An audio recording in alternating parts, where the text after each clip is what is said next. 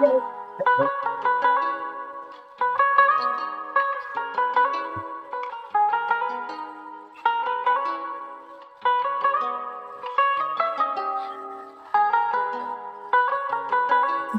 ini kita sedang berada di Ponpes Nur Sejati.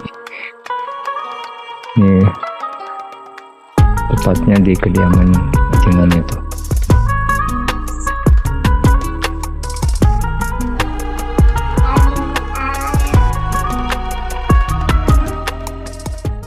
Jadi ini salah satu pondok pesantren Salafi yang ada di Kecamatan Cinangka, di bawah asuhan Kiai Haji Ustadz Damanhuri yang kemarin tuh disebut Kiai Haji Wiro Sableng ya. Entah sebutan Wiro Sableng itu saya juga nggak tahu ya. Itu apakah beliau ini salah satu penggemar Wiro Sableng atau ada makna tersendiri ya, sehingga beliau tidak marah ketika mendapatkan gelar mendapatkan sebutan Wiro Sableng gitu. Pasti ada rahasia tersendiri di balik sebutan tersebut ya. Nanti kita bincang-bincang, mudah-mudahan perbincangan dengan beliau ada manfaatnya untuk kita semuanya, para penonton yang ada di seluruh jagat raya. Ini saya di kediamannya ya, bisa di kediamannya, dan untuk kobong-kobongnya ada di belakang sana. Nanti kita ungkap ya seperti apa nanti. Oke, lanjut. Ini kita di Ponpes apa tuh namanya? Nur Sejati apa namanya? Al Amin. Ini yang kemarin disebut-sebut, ada yang nyebut Kiai Wiro Sableng. Ini kita penasaran ya. Sekarang kita lihat. Assalamualaikum. Oh, lagi ada tamu. Oh, lagi ada tamu dulu nih. Jadi kita ngobrol-ngobrol, bincang-bincang seputar Ponpes yang ada di sini. Oke, assalamualaikum warahmatullahi wabarakatuh, sahabat-sahabat para ikhwan muslim. Alhamdulillah di siang hari ini saya berkesempatan bersilaturahmi ke Ponpes Nur Sejati apa itu? Al Amin. Alhamdulillah, Nur Sejati Al Amin yang berada di Kampung Dahu. Oh, Kampung Dahu ini. Masuk Kampung Dahu ya? Desa Bantarwangi, Kecamatan Cinangka, Kabupaten Serang, Banten. Alhamdulillah. Jadi kita berkesempatan bisa kita mau sepil-sepil nih ya. Sebenarnya ini kita terpancing juga rasa penasaran mendengar nama Ponpes Nur Sejati Al Amin. Itu aja sebenarnya di antaranya ya. Karena yang kita tahu kan Ponpes itu identiknya nama-nama yang ya ada inilah kayak Hidayatul atau Darul kayak gitu kan. Ini kok Nur Sejati, pasti ini ada maknanya, nggak sembarangan bikin nama seperti ini. Dan kita nggak bisa mengarang-arang, harus langsung tanya ke yang punya, pengasuh Ponpes Nur Sejati Al Amin bersama Bapak Kiai Haji Ustadz Damanhuri. Alhamdulillah di sini sudah berada di samping kita. Oke, itu gimana tuh? Dari nama nih ya, pertama nama dulu yang ini namanya unik loh sebenarnya. Nur Sejati, kalau Al Aminnya mungkin kita banyak lah ya gitu, tapi ini Nur Sejatinya tuh itu diambil dari apa kira-kira?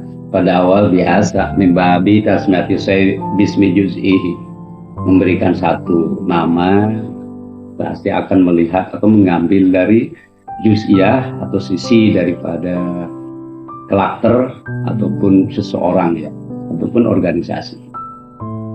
Pada awal memang ada sejarah ya.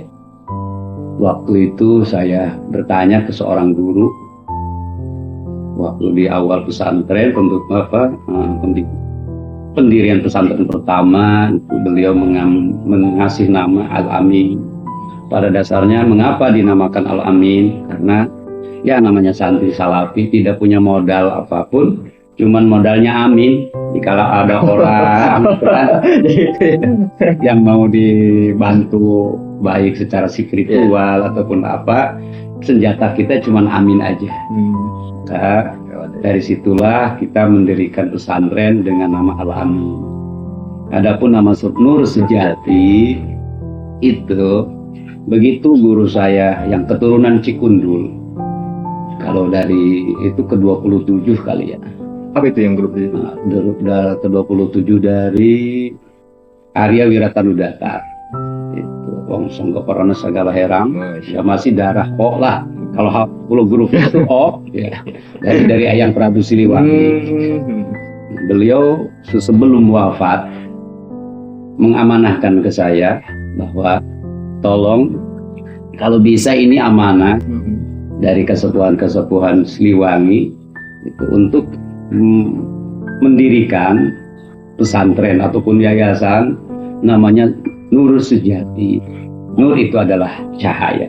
Sejati ning kemanusiaan, sejati ning diri, pokoknya semua lah harus tahu sejati. Artinya sejati itu yang paling dalam gitu. Jadi adopsi nama, kolaborasi nama antara bahasa Arab dengan bahasa kesepuhan disatukan gitu. Jadi namanya Nur Sejati. Kalau dilihat dari titik awal itu adalah amanah daripada kesepuhan Siliwangi, diamanahkan ke Bung Karno yang ditandatangani itu tahun 64. Itu tahun 64 bahwa Baginda ataupun beliau Bung Karno menginginkan di Jawa Barat atau di Nusantara ini ada yayasan yang dinamakan Nur Sejati dengan agenda dan desainnya sudah ada sebenarnya mah.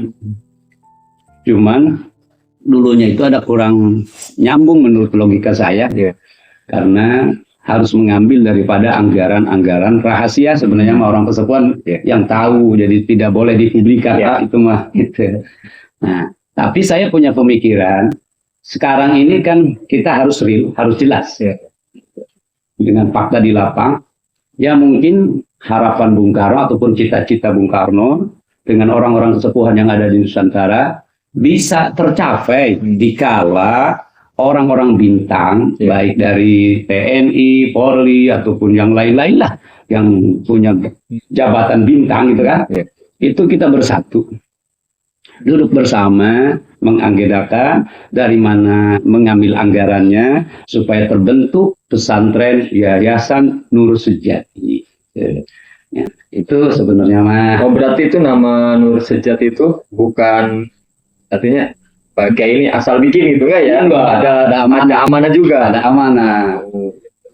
Tapi dari nama Nur Sejati itu selain di sini ada enggak Pak Kiai? Mungkin di luar daerah. Kalau di luar pengetahuan saya ya paling ada sejatinya doang, tidak ada nurnya gitu.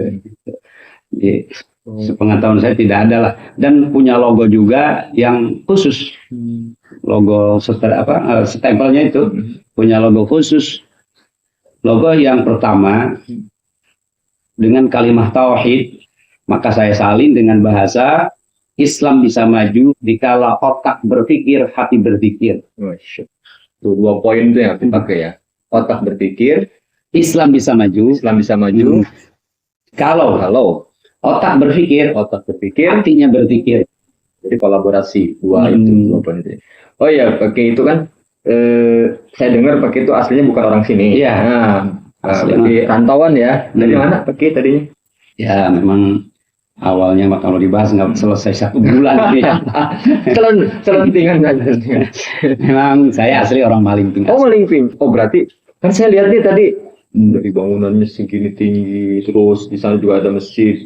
Kayaknya pakai ini turunan ningrat di sini. Turunan Adam. Iya kan ngebangun ponpes segini gedenya kan butuh dana, jadi kayaknya mungkin karena saya juga nggak tahu ya beliau pas kesini saya tahunya udah ada aja kan di sini. Mungkin beliau apa ini teh bawa harta dari sana dibangun di sini apa gimana? Oh enggak ya. Enggak. Makanya kita kembali ke awal, modal saya itu cuman amin aja. Jadi ya Allah yang menggerakkan karena banyak saudara, itu banyak kenalan, banyak yang peduli lah intinya itu. Maka kami alhamdulillah dengan kodrat irodatnya Allah bisa sedikit lah gitu membangun untuk apa? Untuk kita agar punya sejarah itu ke depannya. Mengapa bikin masjid? Ya karena tempat yang akan diabadikan baik di dunia ataupun akhirat nanti itu adalah masjid. Itu pakai terkait masjid ya. Saya lihat di sana juga ada masjid tuh. Nah, di sini ada masjid lagi. Itu apa Pak ini mengharuskan warga untuk sholat di sini Jumat atau gimana tuh? Oh, kalau bahasa pemaksaan tidak ada. La ikraha fid din, qad tabayyana rusydu minal ghayy. Tidak ada pemaksaan dalam aturan Islam. Mengapa saya bikin masjid? Gini aja alasannya mah. Satu, saya itu jarang bergaul dengan masyarakat di sholat 5 waktu. Kenapa? Karena saya seorang pimpinan, seorang guru, harus bertanggung jawab pada muridnya. Dan saya ambil sikap dari dulu juga, walaupun ada bahasa anfa'un nas linnas, khairun nas anfa'un linnas, dikarenakan kewajiban yang paling dekat itu adalah sentuhan. Pertama, yang paling dekat itu adalah emosional dengan anak, istri.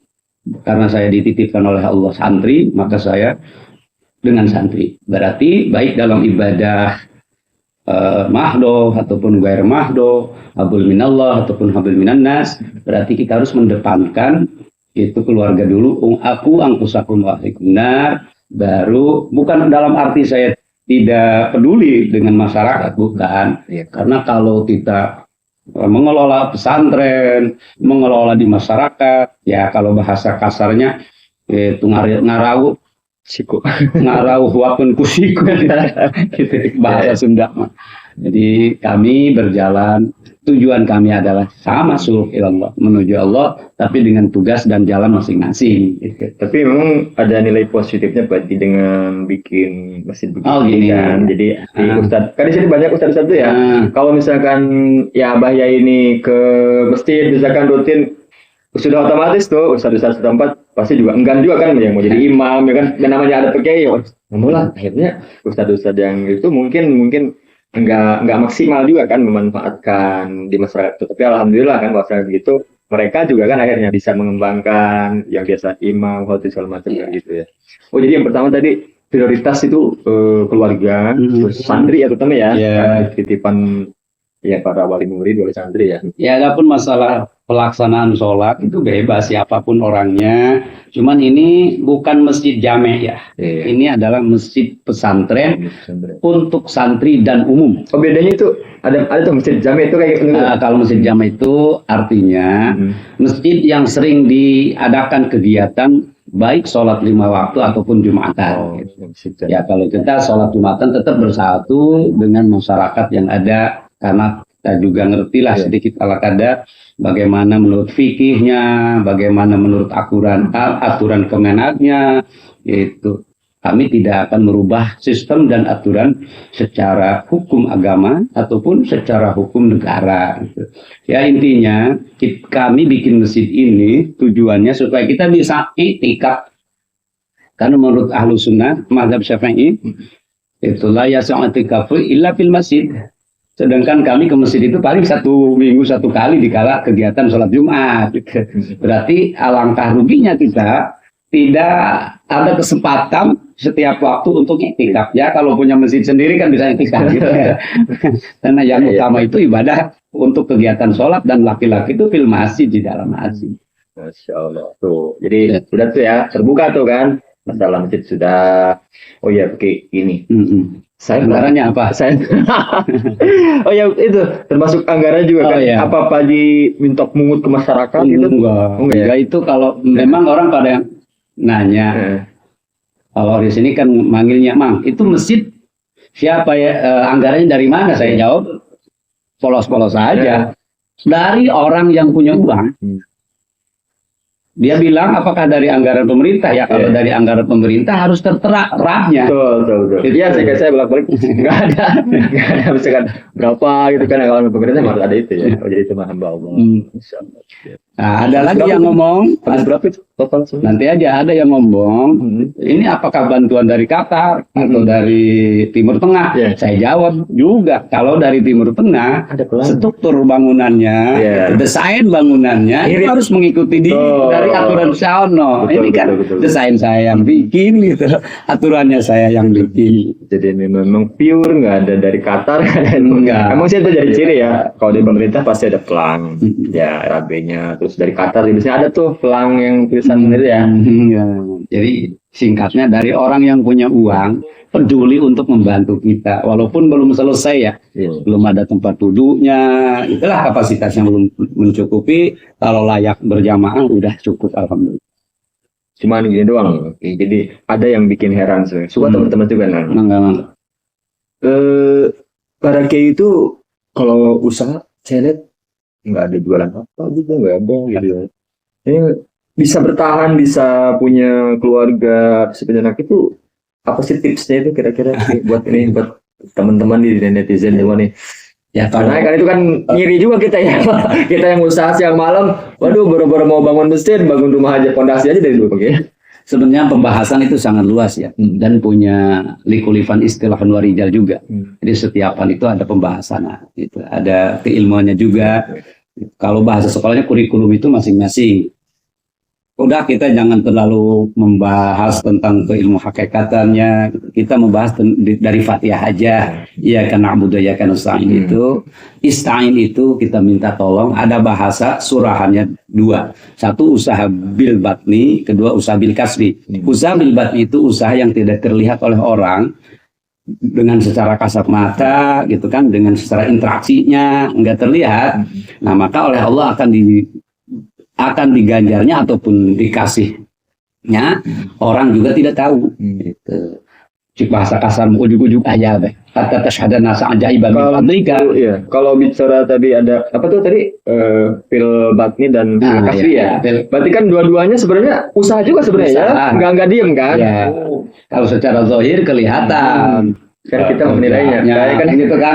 Gerak tangannya. Kalau kita pikir biasanya ya kerja cuma sholat, ngaji misalnya gitu ya. Itu kita juga sama misalnya kita juga sholat ngaji, tapi kok kita hidupnya biasa aja. Kalau gitu. sholat dan ngaji itu bukan kerjaan, itu namanya kewajiban. Kalau yang kerjaan itu kerja kita untuk menghasilkan sesuatu. Kalau pendapat saya sholat dengan ngaji ataupun zikir-zikir itu mah semata karena Allah aja, kewajiban kita seorang hamba untuk ta'budullah wa la tusyrik bihi syai'an. Itu kayak misalkan kita punten ya, sujud misalkan kita nih malam-malam misalnya sering sujud, kita meminta, itu termasuk kategori kasbi atau batni itu? Kira-kira masuknya itu? Sujud itu ada bahasannya, ada jurusannya, ada sholat, ada sujud yang diwajibkan, ada sujud yang disunahkan, ada sujud juga yang diharamkan menurut ilmu fikih. Enggak sembarangan sujud gitu. Ada tuh kan. Sujud aja ada 3 tuh. 4 ya. Wajib, sunnah, diharamkan juga. Gitu. Enggak sembarangan ya sujud. Jadi bagaimana kondisi dan situasinya. Oke, terus ini bagaimana buat apa tuh para netizen yang mungkin yang sedang merangkak ya, merangkak apa itu dia punya misalkan lagi belajar, punya santri atau lebih-lebih kepada yang pernah belajar di pondok, tapi begitu keluar bingung. Aduh harus apa? Barangkali bisa buat teman-teman. Ya, banyak. Mungkin himbauan untuk pribadi saya ya. Mohon maaf kalau ada perbedaan dalam asumsi, perbedaan dalam prinsip. Kalau menurut saya kunci untuk keberhasilan secara fakta di lapangan aja dulu ya. Jangan kita masuk ke arah yang sangat mendalam gitu. Orang salaf itu, santri-santri itu cukup dengan 3. 1, kita mengikuti cinta mahabbah kepada guru. Dan jangan coba-coba melawan walaupun tidak paham. Itu kalau menurut saya. Kedua, kita itu peduli. Maka kenapa saya pesantren dinamakan ihsan nur sejati gitu kan. Itu kasih sayang intinya. Peduli. Ya, kedua ya. Ya. 1, memang dasarnya kita mengikuti aturan Allah dan Rasulnya. Kedua, kita mengikuti aturan guru walaupun tidak pas dengan logika kita, tapi tetap konsepnya yang baik. Yang baik tidak melanggar aturan negara, tidak melanggar aturan agama gitu. Jadi yang baik lah, yang baik. Tidak ada perlawanan. Yang ketiga, kita peduli. Peduli artinya kita kembali pada amanahnya Sunan Kalijogo bahwa jangan ditinggalkan tajuk. Tajuk itu sarana ibadah. Kalau punya masjid, masjid berarti. Kalau tidak punya masjid, ya tempat untuk mengaji ilmu. Gitu. Kedua, fakir miskin. Itu yang berat itu fakir miskinnya. Gitu. Ya sesudah kita bisa ngebantu sedikit, ya cobaan pasti ada ya. Itu di antaranya baik keikhlasan gitu. Ataupun nanti cobaan dan rintangannya bukan kelas-kelas biasa itu. Kalau menurut saya, ya motivasinya jangan patah semangat. Jangan patah semangat. Ayo kita berjuang. Kalau masih punya orang tua kita, baik ke orang tua, minta doanya, guru-guru kita, dan kesepuhan-kesepuhan yang ada di daerah tersebut, baik secara ruh itu, ataupun secara zahirnya. Karena namanya sahibul wilayah ataupun pemuka alam itu harus kita hormati. Itu kalau menurut saya. Yang ketiganya, tiga ya? Tiga udah. Kepedulian. Jadi ada kepedulian itu. Ya kalau dibahas sangat banyak. Berarti itu nggak bisa dianggap sepele ya terkait apa tadi tuh? Guru gitu ya? Nggak bisa. Oh ya, esensi guru sendiri. Oke, jadi ini kan ada guru yang memang rutin, ada guru yang secara khusus itu. Contoh kita misalkan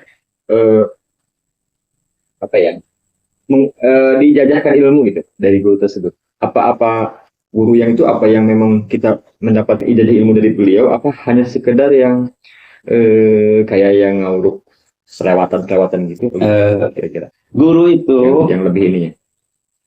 Bukan dalam guru spiritual saja. Guru SD sama kita harus hormati. Karena nggak bakalan bisa kita baca kalau tidak diawali dari sekolah pertama SD. Oh berarti guru itu bukan ke arah guru agama aja. Bukan, ya guru silat juga, guru silat sama.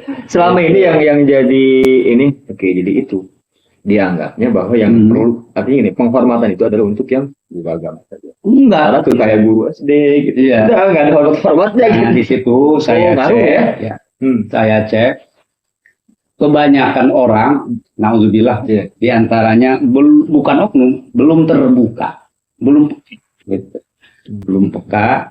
Terkadang guru-guru SD itu disepelekan. Iya, betul. Tapi alhamdulillah kalau nggak percaya tanyakan aja, saya alumni SD Bolang 1, dari mana? Kecamatan Malingping. Gitu. Tanyakan aja dengan alumni teman-teman saya pernah ngundang guru ke sini 2 kali. Alhamdulillah ternyata guru itu semuanya ke muridnya tidak melihat status, tidak melihat kemampuan, tidak melihat keilmuan. Siapapun orang yang mahabbah, cinta, perhatian, itu guru mah lebih. Dan saya bilang, Pak, Bu, kami dengan alumni ini ada yang jadi polisi, ada yang jadi kiai, kan gitu. Dikiaikan oleh orang, bukan saya menganggap ini saya kiai, bukan, gitu kan. Nah, ada yang jadi pengusaha. Ini Bu, ini adalah atas jasa Ibu dan Bapak. Maka kami tidak bisa membalas. Ini yang saya menarik ya, pakai pembahasan tadi masalah penghormatan ke guru itu ya. Jadi ternyata tuh ke guru SD juga teman-teman jangan mendengar sepele nih, sama ya kan. Tuh dia salah satu yang mungkin jadi wasilah terangkatnya derajat kita itu tadi penghormatan kepada guru. Semua yang pernah mengajar. Siapapun orangnya yang punya jasa. Baik secara spiritual ataupun secara matematik itu di lapang, hatta guru silat itu. Ya, kalau guru silat itu kan murid ngelunya ke guru itu, ya namanya guru dicabok, berarti gurunya.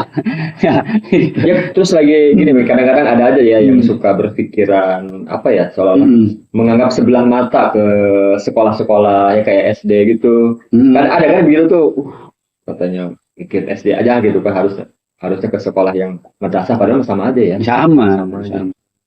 Ya mungkin ada perbedaan menurut saya ya, analisis saya di lapang. kenapa guru pesantren, guru pengajian yang menuju Allah kan gitu, yang membimbing kita tahu dengan Allah gitu kan. Beda dengan guru-guru SD, ya menurut saya secara fakta di lapangan, kalau guru-guru pesantren itu benar-benar ikhlas karena Allahnya. Siapa yang gaji guru? Nggak ada kan yang jamin. Punten kepada pemerintahan, bukan pemerintahan yang sedang punya kewenangan atau jabatan memegang pemerintahan. Dulu nggak kurang perhatian. Itu ke guru-guru salat, ngajar alif-alifan kan nanti di depan rumah nggak ada tuh. Wah, bukan nggak ada, kurang peduli. Itu banyak oknum-oknum yang kurang peduli. Nah, kalau sekarang alhamdulillah dengan eranya presiden kita dari awal Pak Jokowi kan, sehingga ada HSN, Hari Santri Nasional, dilanjut oleh Bapak Presiden Prabowo. Itu kan pesantren juga sekarang ada dirjennya, ada dirjen pesantren gitu. Berarti insya Allah organisasi keagamaan baik dari NU, Muhammadiyah dan yang lain-lain yang intinya ingin membangun persatuan-persatuan negara Indonesia, ingin supaya Indonesia maju ke depan menuju ke keemasan. Ada perhatiannya, walaupun saya kurang juga gitu ikut ke situ karena saya punya prinsip. Kalau kita masuk ke birokrasi begitu agak repot juga kan? Dengan administrasi dan lain-lain, makanya saya enjoy saja lah itu. Jadi siap. Terus penilaian begitu terkait ini kan kita ya namanya bangsa ini kan kita juga nggak bisa terlepas dong dari yang namanya kebersamaan antara TNI dan Polri. Iya. Jadi sementara ini hubungan Peki dengan para beliau-beliau ini gimana? Alhamdulillah. Saya sangat berterima kasih dengan adanya instansi baik dari TNI, Polri dan yang lain lah. Itu sangat saya mengucapkan terima kasih karena saya termasuk anak pejuang dulu. Itu orang tua saya ikut serta dalam merebut kemerdekaan, baik perjuangan di mana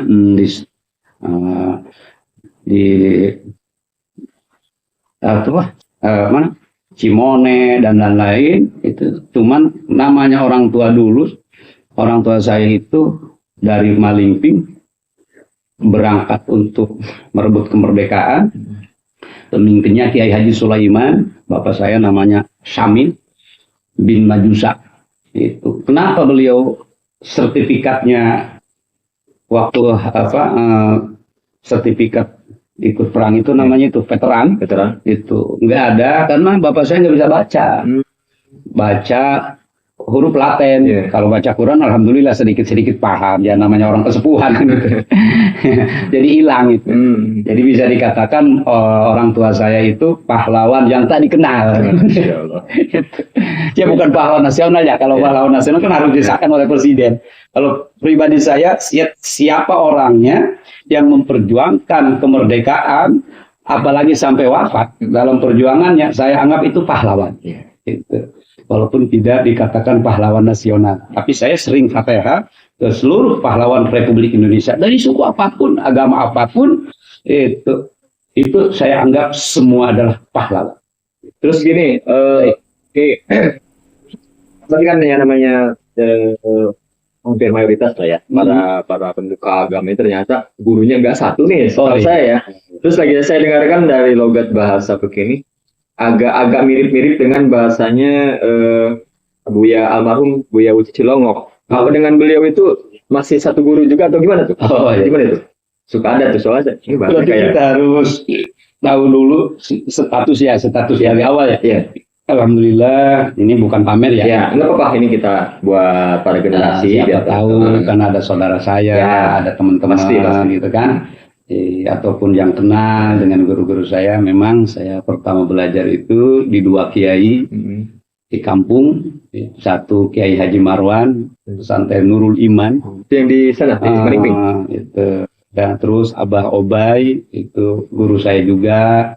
Dari situ saya melangkah ke pesantren Jami'atul Mubtadi, pimpinan Kiai Abah Haji Subaid Tacibayawak. Ori pertama di Malingping Selatan. Keluaran dari Syekh Tubagus Mahmun Isa, Tubagus Muhib. Itu Kasuniatan masih keluarga besar dari Maulana Yusuf. Itu guru qiraat. Ya, terus melangkah. Memang tadinya saya ingin jadi kiai internasional lah. Ingin sekolah saya tadinya itu, cuman guru yang pertama jangan ya. Karena karakter kamu itu nih guru yang dari guru qiraat dulu ya. Kalau bahasa Sundanya kieu bari nunjuk ke saya. Ya. Man, dia mah karakter nah, banget kiai aya banget jora. Jadi kalau di fakultas pasti jadi pemimpin demo. Jadi kalau saya sekolah bisa aktivis yang membahayakan juga gitu. Karena prinsip saya kalau ini benar menurut saya dan menurut negara dan agama harus itu ya. Saya harus berjuang gitu. Jadi sampai segitunya ya seorang guru bisa membaca karakter. Jadi guru qiraat itu pernah bilang begitu, banget dia mah itu ai banget kiai ai banget jawara. Wah, tergantung kondisi ya. Nah, baru melangkah ke Al-Huda, pesantren Kiai Haji Mama Ujang. Kalau dipanggilnya Ama, Solok Jengkol. Oh, ini Solok Jengkol. Oh. Itu udah almarhum. Belum ngarang Pak karakter. Oh. Ngarang kemarin baru kawalan. Oh, belum berarti. Jangan dulu. Iya. Masih ada alhamdulillah. Luar biasa ya. Guru sepuh masih ada, jadi masih bisa silaturahmi. Nah, baru dari Solok Jengkol kita menyambung tuh dengan Buya Uci, Abah Uci, Cilongok. Saya melangkah ke Caringin, Cisoka, Darul Ibtida. Alhamdulillah. Walaupun saya tidak sejaman, tidak sekurun dengan Buya Uci, gitu. Beliau juga pesantren termasuk alumni Caringin, Darul Ibtida. Maka kalau bahasa fikihnya pasti akan bicara tentang Jayat Umar. Ya begitu kan gini, Buya Uci itu kan putranya betul Buya Dimyati ya? Dumyati, ada Dimyati, ada Dumyati. Itu Dimyati ya. Nah, itu kan beliau bapaknya kiai, tapi tetap ya anaknya dipesantrenkan di luar pondok beliau. Yang itulah, karena itu mah di samping kita tapak tilas, ya. Kita lihat terkadang seorang kiai, seorang guru mampu untuk mendidik orang lain, belum tentu mampu untuk mendidik anak nasabnya, belum tentu ya. Itu ataupun itu karena belajar itu ada sifat jenuh, maka harus keluar untuk mencari jati dirinya, gitu kan? Mencari jati dirinya ataupun pengalaman lah secara spiritual ataupun secara di lapangan. Pantesan dulu Putri begini Kamila itu di Solok Jengkol ya. Nah, kalau di sini juga bisa ya. Malingping, Solok Jengkol, Cidahu juga. Baru. Jadi kalau saya cermati itu justru kalau poin bisa nggak bisa mah pasti bisa lah. Tapi poin yang kedua itu kejenuhan. Itu memasuk itu poin itu. Iyalah di rumah dari kecil sama abahnya aja kan, sampai gede belajar sama abahnya aja, pengen lah sekali-kali ya kan ada di dunia yang lain, dunia yang bukan di dunia gaib. Masya Allah, ini luar biasa ya teman-teman. Jadi banyak sekali hal yang bisa kita ambil dari perjumpaan ini. Sebenarnya masih banyak ini yang harus kita pas ya, tapi kita pelan-pelan saja. Tapi insya Allah di pertemuan pertama ini ada hikmah yang bisa kita ambil untuk semuanya teman-teman netizen. Insya Allah jangan lupa terus pantau terus channel kita ya, nanti insya Allah nanti akan terus kami luncurkan ya poin-poin berikutnya terkait bagaimana tentang dunia salafi dan sekitarnya. Pokoknya jangan sampai di skip, jangan sampai ditinggal ya. Nanti ketika ada notifikasi, ada video baru, disimak baik-baik. Insya Allah ini bermanfaat. Dan jangan lupa jika bermanfaat ya di download, di share ke yang lain ya. Mudah-mudahan. Saya perlu disampaikan. Harus dong, harus. Dan untuk teman-teman juga yang mungkin tadi ada yang kenal dengan guru-guru yang disebutkan nama beliau.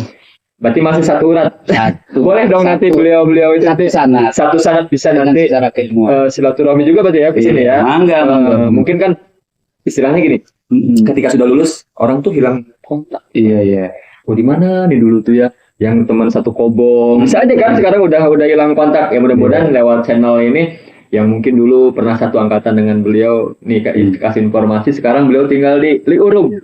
Pokoknya di Kecamatan Cinangka, Kabupaten Serang Banten. Di sini ada Ponpes Nur Sejati Al Amin. Insya Allah nanti ketemu, bisa reunian. Jangan lupa bawa ayam putih ya. Beras. Insya Allah. Itu saja. Ada pesan terakhir? Pesan terakhir. Lanjut Pesan penutup. dulu. Ini tak. Oh, masih ada. Ya benar. Silakan. Ya. Cemburu sosial. Oh juga ya, itu sebutan yang lainnya benar. Silakan. Ya, sesudah dari Caringin, alhamdulillah saya ditakdirkan untuk silaturahmi ke guru tafsir ya, yang ada di Pagentongan. Oh, begitu Mama Gentur. Bukan, siapa? kalau Mama Bentur mah itu bukan daerah Pagentongan, Pagentongan iya. Bogor. Oh, iya, nih daerah Bogor nih, Nah, Pagentongan. Bogor, Ciomas Loji. Itu Kurang lebih berapa tahun di Pagentongan? kalau mungkin enggak saya, enggak, saya sering pasaran, alhamdulillah. Kalau coretan ikut pengajian surah Asbab Nuzul, latar belakang ayat, wajah munasabah ayat, mas sedikit saya dapat itu dari guru. Itu kalau di dunia santri itu beliau itu punya gelar Akang. Sekarang dinamakan Kang Sepuh, Cek Ladun. Masih ada? Masih ada. Betul. Alhamdulillah. Jadi Bogor. Selamat siang Bogor. dari tafsir itulah saya sedikit memahami bahwa ayat ini kemana rujukannya, sebab nuzul, latar belakang ayat, wajah munasabah ayat, sehingga di Cinangka merasa kemanfaatan pelajaran dari beliau. Walaupun saya jarang silaturahmi ini ya, itu berdosa saya ini. tapi ilmunya sudah kok dijalankan di sini. Alhamdulillah sedikit mah ya. Alhamdulillah. Nah, baru melangkah ke Cikundul. Ya. Cikundul. Tadi itu saya bicara. Cikundul itu. Cianjur. Oh, Cianjur. Nah, dari situ saya belajar tentang spiritual, ilmu hikmah ya sedikit ala kadar. Makanya dari nama itulah bukan kita tidak menghormati nama-nama pesantren guru yang lain ya. Itu karena guru itu yang bilang dan amanahnya itu mengatakan nama pesantren kamu harus Nur Sejati. Berarti tadi itu lupa untuk penyebut pemberian nama itu mah dari pondok yang utama ya, yang di Malingping. Yang mana? Yang ngasih nama Nur Sejati. Bukan, itu dari guru Hikmah. Oh, yang di Cianjur. Yang keturunan Cianjur. Oh, Cianjur. Cianjur apa Cianjur? Cianjur. Oh, Cianjur. Raden Arya Wiratundata. Oh, Raden Arya Wiratundata. Ada susunan sanadnya juga.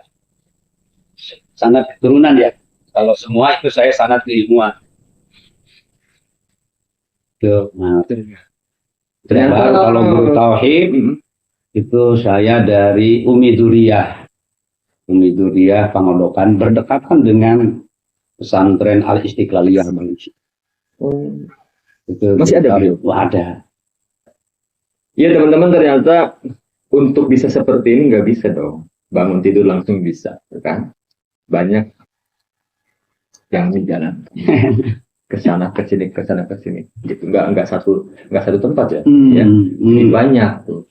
Ya, kalau belajar 21 tahun saya.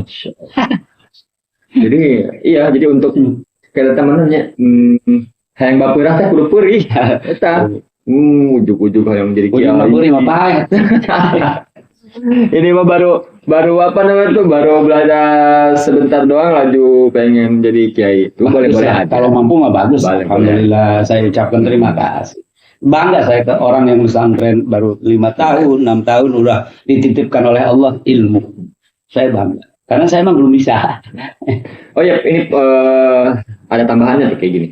Terkait masalah, saya pernah dengar ada orang yang dia tidak menjalani artinya dia perjalanan kobong gitu beberapa tahun. Cuman dia ada garis keturunan aja.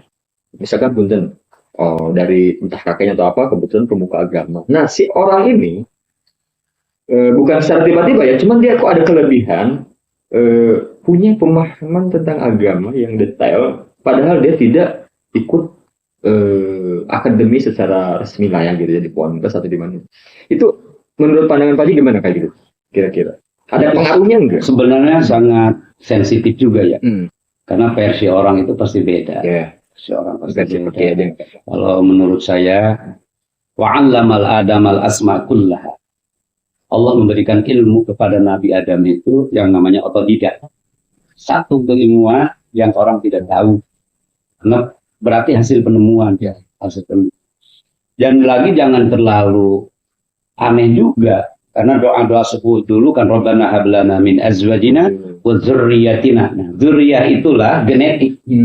Itu akan terjadi si A, si B sampai Z itu akan terus berputar karena dengan barokahnya doa. Contoh Nabi Ibrahim yang mencetuskan doa tersebut kan, walaupun itu ada di dalam Al-Quran. Wa min dzurriyyati itu, dzurriyyah itu turunan sampaikan ke poe kiamat. Jadi ya, enggak aneh-aneh amat, tapi secara ilmu syariat kan kita harus mengikuti syariat, tarekat hakikat ma'rifat itu kurang dipercaya kualitasnya.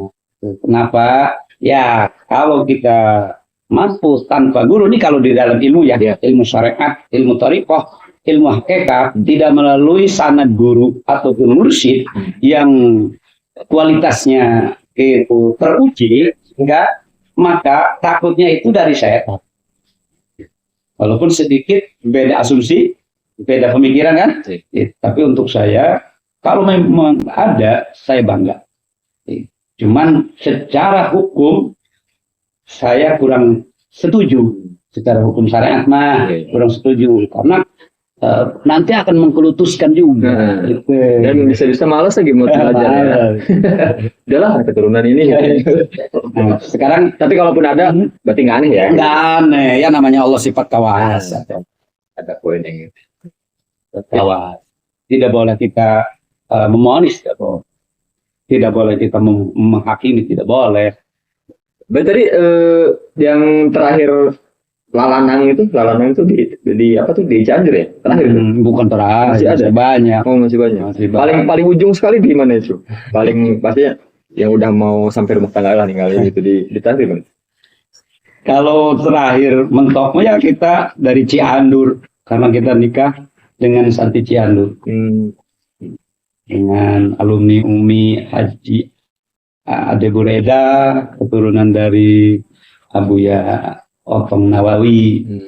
Jadi, alhamdulillah, walaupun saya belum pernah sorogan, belum pernah ikut ngaji dengan beliau Al-Maghfurullah Umi Hajjah Ade Bureda, terus dengan Buya Otong Nawawi, tapi secara rohania kasih sayang beliau alhamdulillah terasa, dan malahan jadi ijab kabulkan dalam nikah juga, waktu nikah juga itu sama Abuya Otong Nawawi. Itu kalau bicara terakhir kita melanglang ya. Tetap kita kembali ke Al-Huda Solok Jengkol. Ya biasalah, namanya kehidupan. Kalau yang pedih-pedihnya jangan. Intinya ya itulah, intinya mah tidak ada sesuatu yang besar tanpa dilalui dengan sesuatu yang terkecil dulu, dan tidak ada juga kesuksesan yang bisa didapat dengan leha-leha. Tentu insya Allah perjuangan, ya kan? Insya Allah kalau mau berjuang, sabar, istiqomah, insya Allah bakal ada sesuatu yang surprise luar biasa dari Gusti Allah. Oke, silakan pesan penutupnya bagi buat. Ya, kalau pesan penutup saya mah prinsip saya ya, kita belajar itu satu, kita harus belajar untuk mengenal diri kita. Kedua, mengenal tentang Rob kita melalui Qoriqol dan yang lain-lain. Baru kita akan mengenal sejati diri kita. Dalam langkah-langkah belajar, supaya kita tidak menyalahkan orang lain, tetap kita harus mendalami keilmuan, baik dari ilmu kesepuhan, gitu kan, ilmu keagamaan, ilmu secara fakta di lapang yang dinamakan hablum minan nas, sikon dan kondisi alam sekarang ini. Kita harus bergabung dengan geopolitik yang dimainkan, harus tahu arahnya kemana politik agar kita tidak langsung salah memonis ataupun menjelekkan orang lain. Karena saya belajar dari ilmu kesepuhan, orang tua saya pribadi itu yang mendidik tentang ilmu kesepuhan, itu latar belakangnya Indonesia ini tidak terlepas dari ilmu perwayangan. Itu walaupun bagaimana tetap masih satu keluarga di antara Nakurawa, Pandawa, gitu kan, Tenggata, Semar. Jadi orang tua saya dulu mengarahkan kalau Semar itu membimbing orang kepada yang benar, kalau Togog dengan Sang Yang Rancasan itu mengarahkan orang yang salah supaya benar tetap. Itu supaya mencari kebenaran tadi sejati diri supaya benar. Adapun yang menggoyahkan negara ataupun perlawanan itu cuman Sang Yang Rancasan, Rahwana, itu Gedeng Permoni. Yang meramaikan itu Cepot, gitu kan? Itu Dewala, Astara Jingga. Tetap nanti di ujung-ujungnya mah tujuannya supaya bagaimana Indonesia kondusif. Ya namanya sejarah, namanya lalakon. Itu yang dinamakan lalakon itu tidak akan ada satu hari satu malam. Setiap tahun pasti ada lakon. Geopolitiknya gini. Nanti akan ada ujungnya. Insya Allah Indonesia kondusif dengan kita bersatu, baik dari aparatur pemerintahan, dari Jawara, TNI, polisi, Polri, Kiai, dan masyarakatnya, juga orang-orang kesepuhan, jangan sampai terpesona, jangan sampai terganggu keyakinannya, jangan sampai terganggu dengan penglihatannya dan pendengarannya. Kita harus satu tujuan. Yang penting Indonesia aman kondusif, yang penting Indonesia berbineka tunggal ika, Indonesia berlambangkan dan berlogokan Pancasila dan Undang-Undang Dasar 45. Itu insya Allah Indonesia akan kondusif. Yang penting kita jangan saling menyalahkan. Ayo kita duduk bersama, baik dari apapun, ormas apapun, kita duduk bersama. Insya Allah akan menemukan titik yang paling terang. Betul kalau menurut saya mah. Jadi intinya belajar kita itu jangan di satu jurusan saja, harus mengalami ini A B C D sampai Z. Nanti baru menemukan jati dirinya kita ini, jati dirinya Indonesia ini, dan atas nama baiknya insya Allah akan ketemu. Mantap. Kalau tidak selesai, pasti akan menyalahkan. Keren, oke. Oke, terima kasih waktunya. Insya Allah bermanfaat. Mudah-mudahan kita nanti bisa ketemu lagi dalam sesi yang berbeda ya. Oke, terima kasih teman-teman. Selamat siang, selamat istirahat. Sampai ketemu di lain waktu. Assalamualaikum warahmatullahi wabarakatuh. Sampurasun.